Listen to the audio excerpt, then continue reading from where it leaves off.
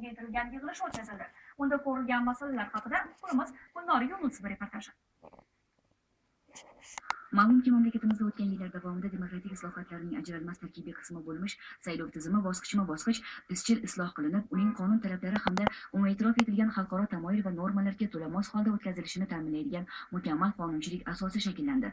Majlis muhokamasiga kiritilgan O'zbekiston Respublikasi Oliy Majlisiga saylov to'g'risidagi hamda xalq deputatlari viloyat, tuman va shahar kengashlariga saylov to'g'risidagi qonunlarga o'zgartish va qo'shimchalar kiritish haqidagi qonun loyihasi mamlakatimizda demokratik islohotlarni yanada chuqurlashtirish va fuqarolik jamiyatini rivojlantirish konsepsiyasiga muvofiq ishlab chiqildi.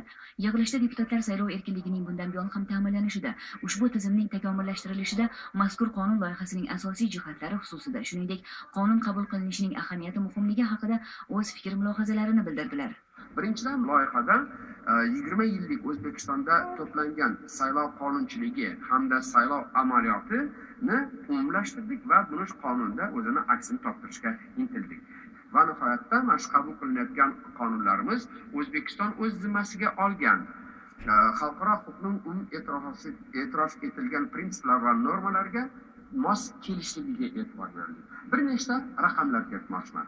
Mana shu ham konsepsiyadagi g'oyalarni targ'ib qilish bo'yicha va konsepsiyadagi g'oyalarni qonun loyihasi shaklida keltirish bo'yicha xalq orasida keng ishlar olib borildi.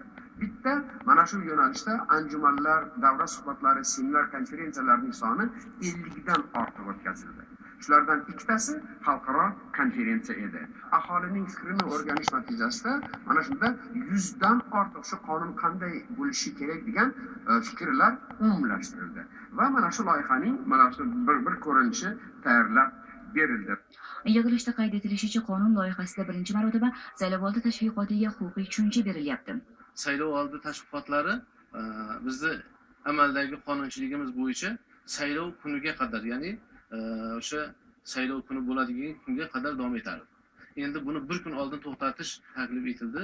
Nima uchun? Chunki o'sha bizda masalan 4 ta siyosiy partiyadan 4 ta nomzod ko'rsatiladigan bo'lsa, 4 ta nomzodning saylovoldi dasturlari bilan tanishib, ularning shaxsiga oid ma'lumotlar bilan tanishib, ularning faoliyatiga oid ma'lumotlar bilan tanishib, demak saylovchi bir xulosaga kelib olish kerak. Mana shu xulosaga kelish uchun ma'lum bir vaqt kerak. Mana shu vaqt demak saylovdan bir kun oldin demak shu saylovchilar uchun alohida imkoniyat tariqasida taqdim etilmoqda.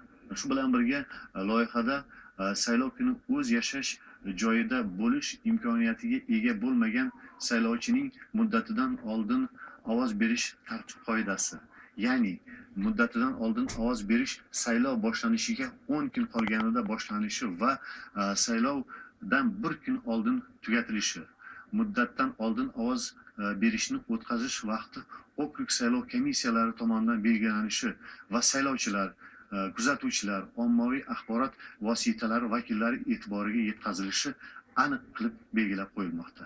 Muhokama yakunida mazkur qonunning qabul qilinishi mamlakatimizda saylov erkinligi tamoyilini yanada demokratlashtirishga, bu yo'nalishda tashviqot olib borish samarasini oshirishga, shuningdek, siyosiy tadbirning ochiq-oshkoraligini ta'minlashga xizmat qiladi deya ta'kidlandi. So'ngra qonun loyihasi konseptual nuqtai nazardan birinchi o'qishda qabul qilindi.